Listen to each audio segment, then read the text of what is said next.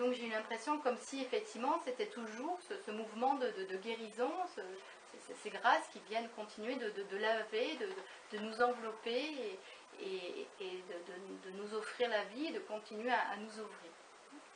Mais en même temps, une grâce pour moi c'est pas une fin, c'est-à-dire que à chaque fois qu'il y a une grâce, pour moi c'est une information importante. C'est-à-dire que la grâce vient faire un mouvement vers nous, de nous laver, hein, ou la vie, ou peu importe. Mais au moment où elle vient nous laver, elle ne vient pas nous laver entièrement de tout. Hein. C'est-à-dire qu'elle ne nous enlève pas notre petit bout de chemin que nous avons à faire pour nous aussi aller vers elle, aller vers la vie et aller nous laver. Donc c'est comme si elle faisait une part, hein, de nous alléger, parce que je pense que si je n'avais pas vécu ces grâces, peut-être que je me serais laissée engouffrer par ma tristesse. Donc il y a eu cette part d'allègement, mais au moment où la grâce vient, tout n'est pas juste autour de moi. J'ai encore des croyances qui sont sûrement erronées.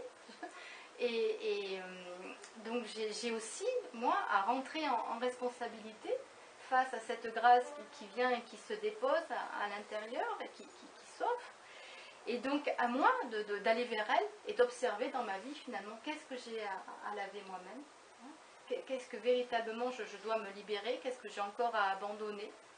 Et donc toujours ce mouvement de ce retournement vers soi, hein, et de continuer à faire le chemin et de continuer à se dépouiller. Hein. Donc c'est ce perpétuel mouvement de création, hein, mais de création pleine, et toujours ce mouvement ensemble dans cette communion où on ne nous enlève pas le fait de faire notre chemin, de nous libérer, nous, mais c'est un allègement. Hein. Et pour moi, cet allègement, il est constant. Ce dont j'ai été témoin, c'est d'un moment de grâce incroyable, mais en fait, ce moment de grâce, je peux témoigner qu'il est constamment là, présent, il est omniprésent. Dieu est omniprésent, la grâce est omniprésente, et la guérison est omniprésente. Donc, après, c'est nous, parfois, hein, on ne sait pas, on est maladroit, on ne s'ouvre pas et on n'a peut-être pas conscience que ça existe. Mais voilà, donc là, c'était des étapes, si vous voulez, où quelque chose s'est passé devant mes yeux de chair, avec une dimension toujours sensible, toujours palpable. Hein. Ce n'est pas une méditation où je suis partie, c'est vraiment quelque chose de sensible et de palpable. Et qui vient totalement nous envelopper. Et donc, une autre étape que j'ai vécue, qui est un mouvement totalement différent de ce que j'appelle les grâces divines, et qui est un mouvement intérieur. Hein. Et ce mouvement intérieur, c'est une explosion à l'intérieur du corps. C'est comme si toutes les particules de matière sont totalement explosent, se désagrègent, hein. Et il y a une sorte d'alchimie où tout est emporté. Et si vous voulez, pour vous expliquer mécaniquement, enfin, dans ce que je peux exprimer, parce que j'utilise mes mots, hein, j'ai pas lu des choses là-dessus. Quand j'ai vécu tout ça, j'avais pas de lecture, je ne savais pas que l'éveil existait, j'avais pas de référentiel à ce niveau-là. Donc en fait, il y a eu, avant que l'explosion se manifeste à l'intérieur de moi, dans la pièce où je me trouvais, il y a eu une explosion, c'est-à-dire un tremblement de terre ou un cataclysme. Donc véritablement un tremblement, la matière s'est mise à trembler, comme si la matière, avant qu'elle se désagrège dans mon corps, dans ma chair, il y a une désagrégation, mais à l'extérieur, enfin à l'extérieur, dans cette pièce. Et toutes les particules de matière se sont mises à vibrer.